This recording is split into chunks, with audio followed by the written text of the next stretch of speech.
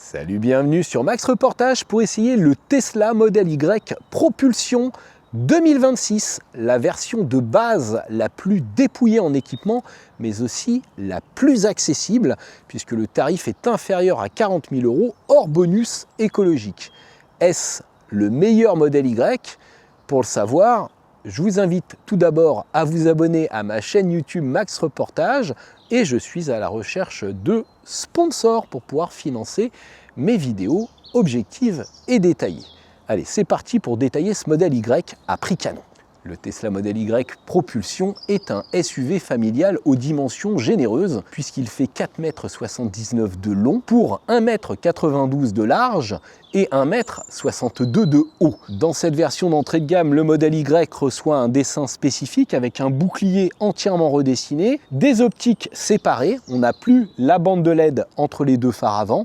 Il s'agit toujours d'optiques à LED avec allumage automatique des feux de route, mais ce ne sont plus des feux matriciels, donc adaptatifs. À l'arrière, c'est pareil, on n'a plus l'éclairage rouge au milieu, mais on a deux feux stop à LED. Autre particularité de cette version propulsion d'entrée de gamme, son châssis qui reçoit des amortisseurs plus basiques, qui ne sont pas adaptatifs mécaniquement, et des jantes de 18 pouces au lieu du 19 pouces, avec des pneus relativement épais, puisqu'on va être en 235/55 R18. Et voyez qu'on a des enjoliveurs en plastique avec en dessous des roues en tôle, alors que les autres Tesla Premium ont des jantes en alliage. Cette version d'entrée de gamme se caractérise aussi par ses pourtours de vitres noires, ses poignées de porte noires, ainsi qu'un vitrage arrière surteinté en série. Ici, on peut voir que le toit est toujours vitré, mais il n'est pas transparent car il n'est pas traité anti-UV. Donc en dessous, on va avoir un pavillon traditionnel. Côté mécanique, on retrouve toujours le moteur synchrone à aimant permanent situé à l'arrière, qui fait 220 kW, ce qui nous fait quand même 300 chevaux, mais il est légèrement bridé au niveau de l'accélération pour privilégier la consommation, et il est associé sur cette version à une batterie de type LFP, lithium fer phosphate, d'une capacité de 60 kWh net. Découvrons le coffre qui s'ouvre via l'application, donc comme ceci, avec un grand haillon électrique. Et là, on va avoir 854 litres. Donc, on n'a pas de tablette sur cette version de base. Il n'y a pas de protection. On pourra en trouver, je pense, en accessoire pour pas trop cher sur le web. Vous voyez comment c'est profond, très large derrière les passages de roues. C'est un des plus grands coffres de la catégorie, indiscutablement. Et en plus, eh bien, on a un double fond extrêmement profond. Vous voyez que le plancher se manipule en deux parties. On a également un double fond ici. Donc on est vraiment gâté. Et là, vous voyez la banquette qui se rabat en trois parties, avec la partie centrale qui peut faire office d'accoudoir. Vous voyez que les dossiers sont inclinables, mais manuellement, ce n'est plus électrique. Et une fois les dossiers de banquette entièrement rabattus, on obtient 2158 litres, ce qui fait encore référence dans la catégorie. À l'arrière de ce Model Y Propulsion, eh bien, on a toujours autant d'espace, c'est royal, vous voyez, on tiendra à 3 sans problème, d'autant plus qu'on n'a pas de tunnel central, donc on a un bel espace au centre. J'ai pas les genoux trop hauts par rapport aux fessiers, bien que ce soit un véhicule électrique avec une batterie dans le plancher. Je peux facilement mettre mes pieds sous les assises, donc ça permet de gagner de l'espace. Là, vous voyez, j'ai pas mal d'espace aux jambes, pourtant le siège a été bien reculé. J'ai aussi de grands bacs de contre-porte très larges, même si c'est rigide au niveau des parties basses. Malheureusement, je n'ai plus d'aumônière derrière les sièges sur cette version, ça c'est dommage. On n'a toujours pas de poignée de maintien, plus d'écran central non plus, mais des bus d'aération et de petites prises USB-C. Donc là, vous voyez que j'ai mis la banquette droite, mais si je tire la petite manette ici, hop, je m'incline en arrière et là je gagne en garde au toit. On a aussi là un accoudoir central, donc je fais comme ceci. En fait, c'est la trappe à ski qui fait office d'accoudoir, donc c'est pas très rembourré, mais on a quand même des porte-gobelets, et puis ça fait l'affaire. Alors après, bien sûr, il manque le toit vitré pour avoir un peu plus de luminosité, mais c'est quand même pas mal. On a des grandes vitres latérales, et vous voyez quand je les descends, ces vitres latérales surteintées, ça va presque jusqu'en bas. Je peux quand même mettre mon coude comme ceci à l'arrière, et donc je suis comme un pacha. Allons voir devant. Découvrons les places avant. Donc on a toujours ces poignées, vous voyez, extractibles comme ça. Et là, vous voyez les contreportes qui sont un peu plus basiques que sur les versions premium, mais quand même bien habillées au-dessus avec des grands accoudoirs bien rembourrés. Même chose sur le haut des contreportes. Là, le tissu est très correct, c'est molletonné aussi, donc c'est pas mal. C'est juste ces parties basses en fait. Vous voyez d'ailleurs, il y a des traces un petit peu ici. Mais on a quand même des grands bacs de contreporte. Là, pareil, c'est pas habillé, on n'a pas de seuil de protection. Mais vous voyez que les joints sont très épais. Et là, on découvre cette sellerie spéciale, propre à ce modèle, qui présente bien, vous voyez, c'est du simili-cuir tissu avec un bon maintien latéral. On a un réglage lombaire, c'est des réglages électriques. Alors, si on a perdu la fonction chauffante à l'arrière, on la retrouve à l'avant pour les deux sièges. La seule chose, c'est qu'ils ne sont plus ventilés, ces sièges. Et l'autre gros bémol, c'est que le passager ne peut pas régler son assise en hauteur. Une fois installé, on se retrouve face à ce petit volant très agréable à prendre en main, avec les commandes ici, vous voyez, sous forme de molette. Ça, c'est vraiment bien. La seule chose, c'est qu'on ne peut plus le régler électriquement. Ce volant, il se règle manuellement, mais en hauteur et en profondeur, donc impeccable. On a une excellente position de conduite. Les réglages de siège, vous voyez, maintenant, désormais, se font ici, via l'écran. Donc, vous voyez que le conducteur a beaucoup plus de réglages que le passager. Et ensuite, quand on regarde la planche de bord, eh bien, vous voyez que c'est plutôt bien présenté, hein. C'est rembourré ici, même chose ici avec des surpiqûres, c'est pas mal, une petite bande de tissu. Côté rangement, on est toujours gâté avec deux chargeurs à induction ici. Alors on n'a plus de simili Alcantara, mais ça fait bien l'affaire et ça charge bien des deux côtés.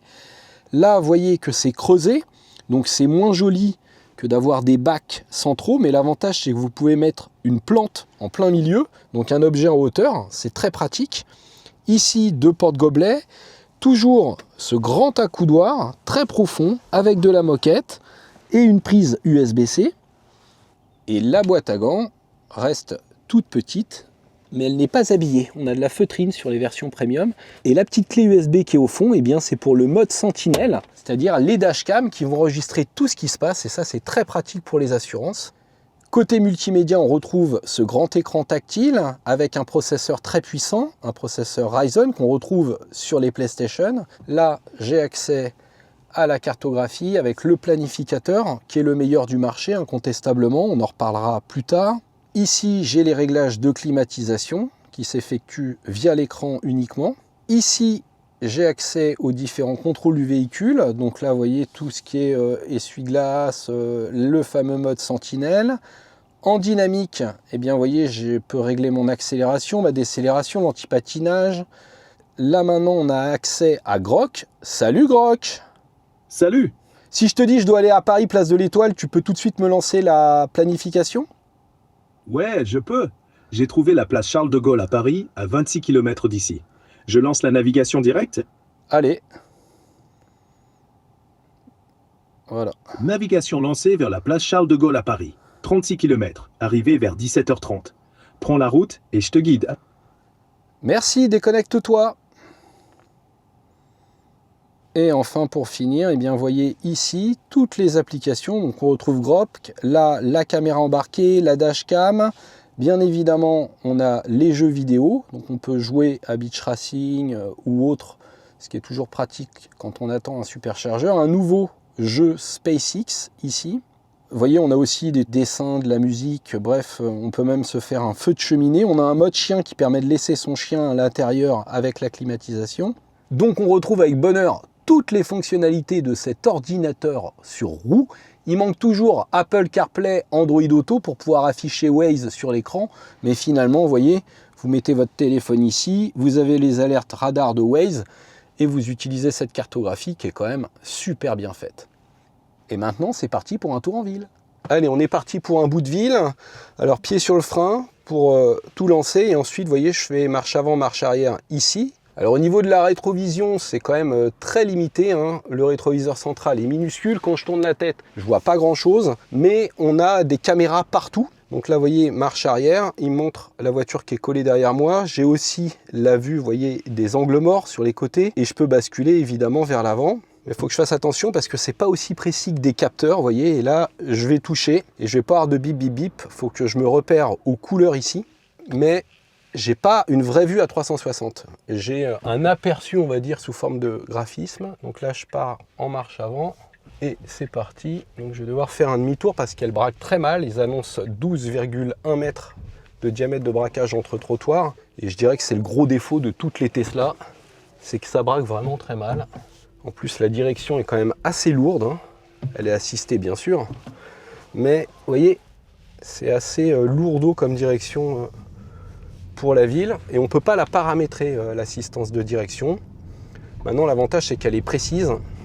Là, j'arrive à 32 km/h, 34 même, et donc il va biper, voilà, il bip, et hop, le raccourci direct, ça c'est génial, il me suffit d'appuyer sur le petit panneau, et ça arrête de sonner. Donc là, sur les premiers mètres, la voiture est confortable, j'arrive sur un ralentisseur méchant, paf. La sellerie est un petit peu ferme, je trouve, au niveau des dossiers, mais l'amortissement est correct. C'est l'avantage d'avoir des pneus épais, hein. C'est des pneus ballons, hein. Les pneus sont quand même beaucoup plus épais que sur les autres versions. En plus, ils sont moins larges, donc même si on a des amortisseurs de moins bonne qualité, sur les modèles premium, on a des suspensions adaptatives mécaniques. Là, c'est les suspensions classiques qui ne vont pas s'adapter en fonction, on va dire, des fréquences. Mais je dirais que, vous voyez, à faible allure comme ça, c'est un poil ferme, un poil rugueux, je dirais à 30 km/h, mais dès qu'on prend un petit peu d'allure, je trouve que ça filtre plutôt pas mal. Là, regardez, hop, ça ici, c'est bien méchant, ça l'a bien absorbé. On n'entend pas trop les suspensions travailler. Et là, vous voyez, je lève le pied et la voiture s'arrête toute seule au stop. On a un freinage régénératif très bien géré. C'est toujours la référence en termes de gestion de freinage régénératif chez Tesla. Au début, c'est un peu perturbant parce que c'est très marqué, vous voyez. Mais dès qu'on s'y habitue, après, on ne peut plus s'en passer. Et là, vous voyez, elle m'a fait un bip parce que c'est passé au vert. Et ça, c'est génial. Et donc souvent, à l'arrêt ou dans les bouchons, on est distrait. Elle va vous faire un petit bip pour vous rappeler qu'il faut y aller. Ce qui est agréable en ville avec ce modèle Y, c'est qu'on est quand même assez haut. On va avoir 15 cm de garde au sol, ce qui n'est pas énorme pour un SUV, mais ça permet d'être un peu surélevé. Et le gros avantage par rapport aux autres Tesla, c'est que comme on a des pneus ballons avec des enjoliveurs, eh bien on ne serre pas les dents à chaque fois qu'on frôle les trottoirs. Et même si on prend des jantes en accessoire, comme les pneus sont épais, elles seront quand même moins exposées, c'est un avantage. Quand on évolue en ville comme ça, on s'en tire pour 13 kWh au 100 de consommation moyenne. Personne ne fait mieux. Allez, on se prend un petit bout de route. Alors, je vais mettre en dynamique, donc j'ai mis accélération standard. On a accélération confort aussi. Allez, là, il n'y a personne. Je vais pouvoir accélérer à fond. 1, 2, 3. Hop! Ça part bien. 7 secondes 2 sur le 0 à 100. Donc, ça ne vous scotche pas comme les autres modèles, hein, notamment les versions premium qui vont faire le 0 à 100 en 5 secondes 6, donc de manière beaucoup plus vive. Mais bon, c'est quand même déjà pas mal, hein. Et là, vous voyez, virage bien serré ici. Je rentre sur les freins, la direction est précise, le châssis s'écrase pas. Et même avec les pneus ballons, la voiture reste rigide, très agréable à conduire. Elle rebondit pas trop. Évidemment, c'est un peu plus souple que sur les autres modèles, mais franchement, c'est pas mal, hein. Ça reste un excellent amortissement en dynamique. Donc la filtration est bonne en ville. Là, sur petite route, vous voyez, la voiture se dodeline pas, tortille pas. Donc ça, c'est bien. On va voir ce que ça donne en freinage. 1, 2, 3. Waouh! Ah, ça freine super bien.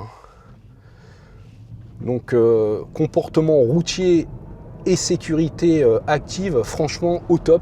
En plus, on a une excellente motricité parce que c'est une propulsion, hein, donc ça va pas patiner de l'avant. Là, vous voyez, j'augmente un peu le rythme, mais j'ai quand même un bon grip en latéral. Évidemment, on va entendre les pneus crisser davantage, parce que, encore une fois, c'est des pneus éco et pas des pneus sportifs. Mais sur le sec, c'est vachement bien quand même, hein. Concernant le poids, on est à 1981 kg. Donc, elle est un peu plus lourde que la version grande autonomie propulsion. Pourquoi? Parce que la grande autonomie propulsion a des batteries NMC. Là, on est sur des batteries LFP, donc qui sont un peu plus lourdes. Mais l'avantage du LFP, c'est que c'est beaucoup plus endurant, beaucoup plus résistant dans le temps. D'ailleurs, c'est ce que j'ai fait moi pour ma propre voiture. J'ai une MG4 et j'ai voulu la version standard pour avoir des batteries LFP qui sont indestructibles. Allons voir ce que ça donne sur autoroute. Allez, on est parti pour un bout d'autoroute. Allez, j'accélère à fond. Et ça part bien. On entend un petit bruit là. On va se mettre tout de suite à 130. Donc elle prend 201 km/h de vitesse de pointe, hein. Ça c'est super pour ceux qui vont en Allemagne. Même si les accélérations sont bridées, la vitesse de pointe elle reste la même. Donc c'est toujours intéressant. Il n'y a pas beaucoup de SUV électriques, hein, qui prennent plus de 180 km/h. Alors là je fais attention parce que je suis à 133, vous voyez, mais c'est très précis. À 130, vous êtes à 130 sur Waze, donc vous n'avez pas de marge de manœuvre. Donc j'appuie une fois sur le bouton Et là, j'ai la conduite autonome niveau 2 de série. Donc la voiture se maintient bien entre les lignes avec le régulateur de vitesse actif. Vous voyez, elle va gérer le camion. Je vais mettre mon clignotant, mais dès que je mets mon clignotant pour dépasser, ça coupe le régulateur de vitesse actif. Ça, c'est dommage. Alors on peut avoir quelques petits freinages fantômes, mais la voiture ne va pas piler sur autoroute, elle va ralentir. Ça peut arriver parce que tout passe par les caméras, le fameux Tesla Vision. Elle peut avoir des hésitations, mais encore une fois, il ne faut pas non plus psychoter complètement. Alors comme c'est une voiture qui est très aérodynamique, elle n'a pas beaucoup d'appui, et donc elle est quand même assez sensible au vent latéral. Ça se sent, je dirais, à partir de 140 quand il y a du vent. Côté insonorisation, c'est vraiment pas mal. J'ai un petit peu de bruit de roulement, mais ça c'est sur toutes les Tesla. Cela dit, c'est pas dramatique. Les bruits d'air sont bien contenus. On a du double vitrage en série sur cette version de base, à l'avant du moins, pas à l'arrière. Concernant la chaîne Hi-Fi, on a un bon son, on a 7 haut-parleurs de série, donc avant, arrière, tweeter, etc. Les basses sont correctes. C'est pas aussi bien que sur les versions premium à 9 haut-parleurs, ni sur les versions grande autonomie qui ont encore plus d'enceintes avec un subwoofer, mais globalement ça marche quand même très très bien.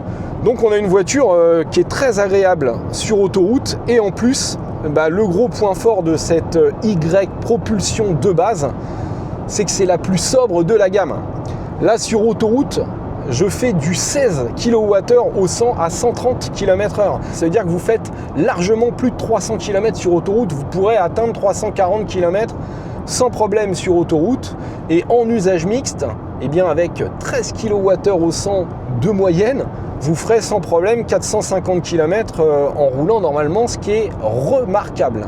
Alors si vous prenez une version grande autonomie, vous allez gagner 100 km en rayon d'action, ce qui n'est pas négligeable pour ceux qui roulent beaucoup, mais la voiture va coûter 5000 € de plus. Et auquel cas, il vaut mieux plutôt passer sur le modèle premium grande autonomie qui coûtera 7000 € de plus, mais qui aura tout l'équipement. Donc finalement, ce qu'on va perdre en performance et un petit peu en confort sur cette version de base, on va le gagner en consommation et donc en coût à l'usage. Et ça, c'est pas négligeable. Là-dessus, bien sûr, on profite du réseau superchargeur. Cela dit, il est ouvert à toutes les marques aujourd'hui, mais quand vous avez une Tesla, ça vous revient moins cher et surtout, c'est couplé directement avec votre planificateur. Vous voyez, donc là, hop, et je lui dis Taverny, c'est parti. Je serai à 12% de batterie et vous voyez, il préconditionne la batterie pour que je puisse charger au plus vite. C'est ce qu'on va aller voir tout de suite. Et me voici au superchargeur de Taverny, donc je suis bien arrivé à 12%, il m'a pas menti. Et là, vous voyez, on a le taux d'occupation des bornes en temps réel, donc ça c'est super, ça permet de gérer le trafic aux bornes aussi. On attrape le pistolet, on appuie sur le petit bouton, ça marche pas parce que c'est une version de base, mais on la touche et ça s'ouvre. Ça reste une trappe électrique. Et hop, ça y est, c'est branché. Donc là, c'est bleu, il va passer au vert pour me dire qu'il est connecté, ça y est, vous voyez. Alors là, on est sur une charge en DC, un courant continu, mais si vous branchez chez vous sur une wallbox ou sur une prise standard, vous serez donc en AC, courant alternatif, charge lente si vous préférez. Et là, on a un chargeur embarqué de 11 kW. Donc là, vous voyez, elle m'indique 183 kW de puissance, alors que je pensais qu'elle était bridée à 170. Donc 20 minutes pour un 1080, c'est l'avantage d'avoir une voiture qui est conçue pour être associée à un réseau de supercharge. Et ça, il n'y a que Tesla qui le propose. Et vous voyez, c'est fluide, ça marche à merveille. Et en plus, en termes de tarifs, les superchargeurs ne sont pas les plus chers. Ça va aussi entre 37 et 50 centimes du kilowattheure. Vous pouvez prendre un abonnement Tesla et là, ça vous coûte encore moins cher. Et il y a un autre point sur lequel Tesla est imbattable, c'est la connectivité entre votre voiture et votre téléphone. L'application Tesla fait toujours référence, on peut tout contrôler, ça marche à merveille et en plus, c'est sur cette application que vous aurez votre IBAN pour pouvoir être débité sur vos charges. Je vous conseille de mettre l'IBAN et pas la carte bleue, parce que la carte bleue, il y a une date d'expiration, ce qui n'est pas le cas de l'IBAN. Donc on va attendre à l'intérieur et parler des tarifs. 39 990 €, mais comme c'est une voiture qui est fabriquée à Berlin, elle bénéficie d'un coup de pouce de 3 600 €, ça c'est pour tous les foyers. Et pour les foyers les plus modestes, ça peut même aller à plus de 5 000 €. Enfin bon, les foyers les plus modestes n'achèteront pas une voiture à ce prix-là, malheureusement. Alors cette voiture est imbattable en termes de rendement énergétique, rapport prix-habitabilité, rapport prix-équipement, rapport prix-performance. Bref, elle aligne absolument tous les concurrents. Et je tiens à préciser que je ne suis pas sponsorisé par Tesla. La voiture m'a été prêtée par la marque. Mais s'il y a bien une marque qui finance personne, qui ne fait pas de pub, c'est bien Tesla. J'espère que cette vidéo vous a plu. Je vous invite à vous abonner à ma chaîne. Je cherche des sponsors. Et ce ne sera pas Tesla, vous l'avez bien compris. Et je vous dis à très bientôt. Ciao.